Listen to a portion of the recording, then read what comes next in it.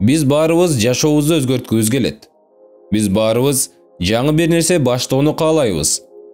Өзүбүз жактырбаган ишибизден бошоп, башка иш баштоону каалайбыз.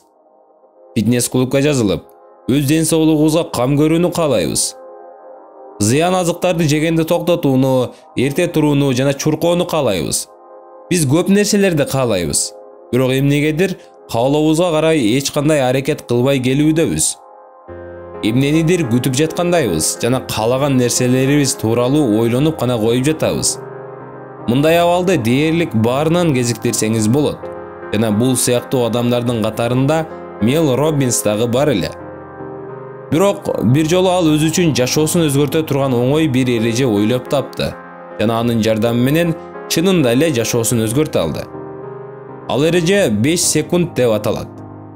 Бул эреже ушунчалык оңойлугунан сиз бул эреженин иштешине ишенбешиңиз мүмкүн. Эреже төмөндөгүдөй. Кандай көйгөй, маселе же кадимки эле жумуш болбосун, 5, 4, 3, 2, 1 деп эсептеп, дароо ишти баштап кетүү керек. Ушул элеби? Мен сактай турган эреже ушулбу дешиңиз мүмкүн. Мел Роббинстин ою боюнча, эгер сиз баштапкы 5 секунд аралыгында аракетти баштасаңыз, сиздин мээңиз сизди токтотууга жетишпей калат. Биздин кандайдыр кадамдарды таштообуздун кыйындыгын окумуштуулар адаттар жиби менен түшүндүрүшөт. Башкача айтканда, биз көбүнчө эч нерсе жасабай, эч кандай жумуш аткарбай эле жүрө беребиз. Бул нерсеге мээ көнүп алат. Ал эми күмөн саноолор, коркуулар жана ушул сыяктуу биз баштан өткөрүп жаткан эмоциялар булар дагы адаттар болуп эсептелет. Зыян адаттар десек туура болот. Ушундай зыян адаттардан арылуу үчүн өзүбүздү алып жүрүү моделин өзгөртүүбүз керек. Жана ушул жерде так ошол 5 секунд эрежеси сизге жардам берет. Эрежени практикада канчалык көп колдонсоңуз, сиздин мээңиз ошончолук тез кайрадан программалоо ишин жүргүзө алат. 5 секунд эрежеси максаттарга жетүү үчүн өзүбүздүн мээбизди алдоочу инструмент болуп эсептелет. А эмнеге 5тен баштап артка карай эсептешибиз керек? Эмне үчүн бул эреже иштеши керек? Биринчиден, эсептөөнүн өзү аракет болуп саналат. Так ошол физикалык аракет биздин аң сезимибизди өзгөртө алат. Будильник чырылдаганда жаткан жерибизден туруу, кийинип алып чуркаганы чыгуу, адамга жакын келип аны менен маектешүү жана башка ушул сыяктуу. Экинчиден, артка карай эсептөө мээни кадимки күмөн саноолордон, кыжалатчылыктардан алагды кылып, ушул убакта максаттарга жетүү үчүн эмне кылуу керек деген маселеге адам көңүлүн топтойт. Үчүнчүдөн, эгер бирден баштап жогору карай эсептесек, анда эч качан эсептеп бүтпөйбүз. Ал эми артка карай санасак, мындай учурда биз аракетти баштай турган финалдык бөлүк бар. Көбүнчө биз кандайдыр бир ишти кылууда идеалдуу учурду күтөбүз. Негизи ошол идеалдуу учур барбы? Чынында мындай учур бар. Идеалдуу учур болуп, сиз качан ишке карай аракетиңизди баштап, аны аткарууга киришкен убакыт эсептелет. Бирок көпчүлүгүбүз ушул аракетти баштоодон коркобуз. Биз жада калса баш тартуулардан, жолу болбостуктардан же болбосо айланадагылар аркылуу келген кандайдыр негативдүү таасирлерден коркпойбуз, а жөн гана аракет кылып көрүүдөн коркобуз. Бардык коркууларды жеңүү үчүн адам өзүнө 3 суроону беришин сунуштап келет. Менде болгон бардык коркунучтар окуянын жүрүшүн таптакыр башкача кылып сүрөттөп жатат. Чынында эле ушундайбы? Мүмкүн мен аракет кылуудан коркуп жаткан максатым мага $1,000,000 алып келер, айдан билем. Эгер иштер капыстан мен ойлогондой болбой калсачы? Мындай эч нерсе болбойт. Кандай болгон күндө да мен аракет кылдым. Аракетимдин артында тажрыйба алдым. Мен жаңы билимдерге ээ болдум жана мунун өзү максатыма карай кадам. Эгер баары ушундай болсо, анда мен эмнени күтүп турам? Идеалдуу учурдубу, белгилүү бир күндүбү, жакшы маанайды күтүп жатамбы? А максатка жетүүм үчүн бул жалгыз мүмкүнчүлүк болсочу? Башка мындай мүмкүнчүлүк келбесечи?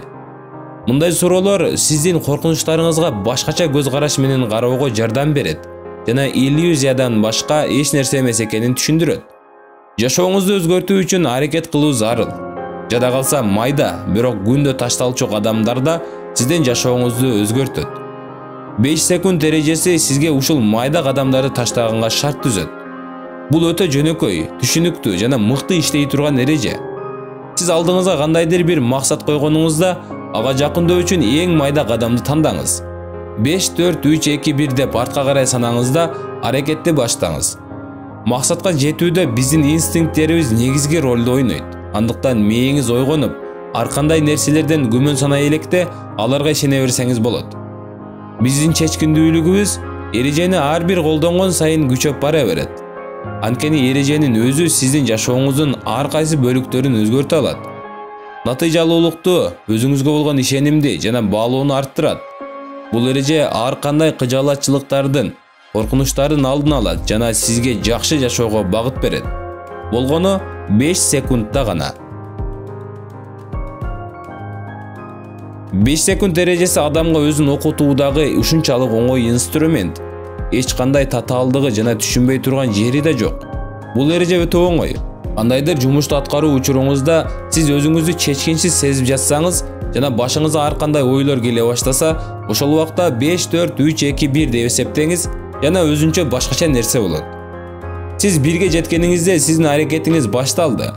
Сиз бир ишти жасай аласыз, бирок сиздин жалкоолугуңуз тутуп, ишти баштай албай жатасыз. Мындай учурда сизде чечим чыгаруу үчүн болгону 5 гана секунд убактыңыз бар. Же багынып берүүдөн башка эч кандай айлаңыз жок. Биздин мээбиз ушундай тартиптелген.